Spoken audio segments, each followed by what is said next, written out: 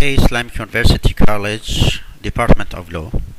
Welcome to the second lecture of an English subject, administrative law.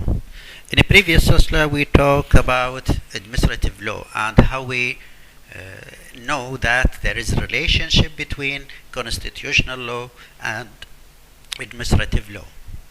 And you know that the constitutional law and administrative law are so interrelated that it is difficult to distinguish the limit of each. Now, in this lecture, we talked about the characteristics of administrative law. Here, what are the characteristics of administrative law? Three characteristics particularize administrative law. It is judge-made law. It is a flexible law. It establishes a balance between private law and public interest. Now we'll go through the meaning of what do we mean by a judge-made law. Administrative law is essentially judge-made law or case law. There are some written laws and regulated, but they are not it is a most important part or components. They govern a very specific matter. However, the fundamental principles of administrative law are not enacted. These principles are derived from the decision rendered by the administrative courts. In France, the fundamental rules of administrative law are stated in leading cases by Council of the State. Here, in France, the fundamental rules of administrative law are stated in leading cases by Council of the State. Now, what do we mean by a flexible law? So, as the rules of administrative law are not written, they have a flexibility which permits constant adaptation to change in the administrative life. The flexibility makes it possible to dispense with enacted law.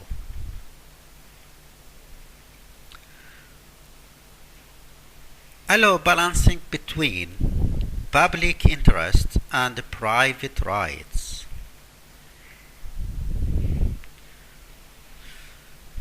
Prerogatives of public corporations. Administrative law gives public corporations special rights which may be described as privileges of the administration. Example of privileges: first, the power of the civil servant to enforce their decision without having recourse to the courts. The second is the privilege which permit the state to be paid before all the other creditors.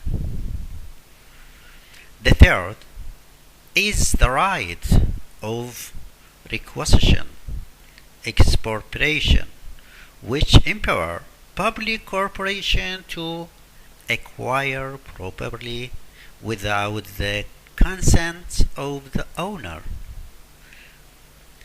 Such a wide privilege make the administration appear as not only strong but also dictatorial. The state itself may be regarded as police state. The defense of individual rights. In order to defend defend the private citizens against the public corporation. The administrative courts have established two principal limitations on their activities. The first is that they must not act against the law. They must pay damage when they cause injuries. Here there is two principal limitation on their activities. The corporation put these a principle to limit their activities. What are they? The first is that they must not act against the law.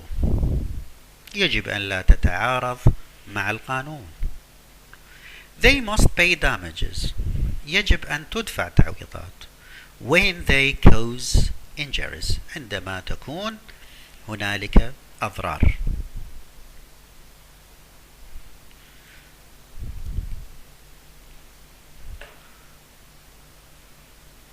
While the conference extensive power upon public corporation to enable them to perform their duties, administrative law protects individuals against the wrong of these corporations.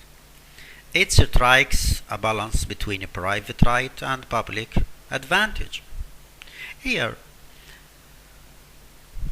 while the confers extensive power upon public corporation to enable them to perform their duties, administrative law protects individuals against the wrong of these corporations.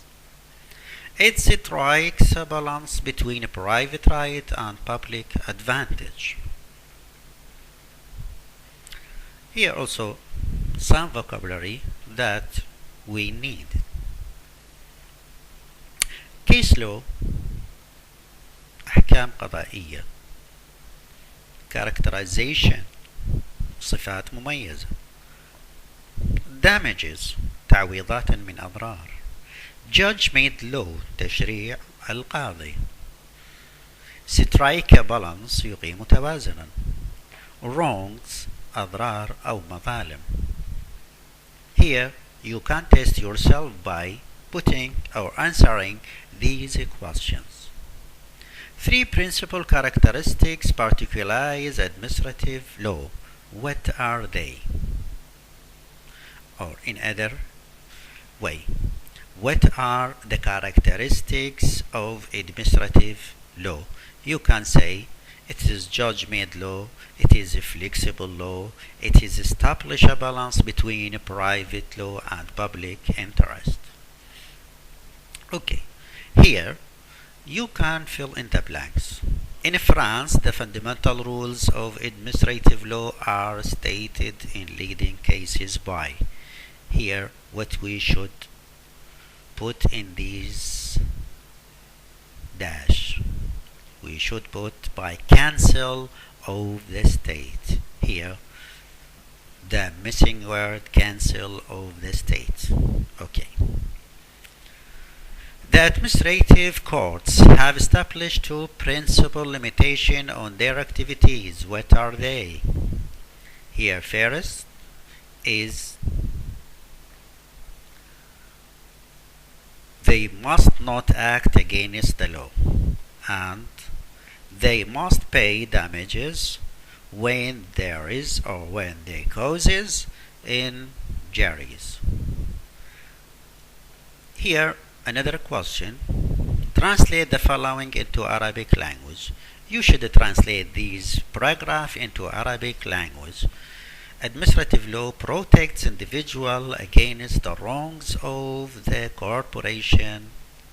It's trying a balance between a private right and public interest. Here, the translation of these paragraphs.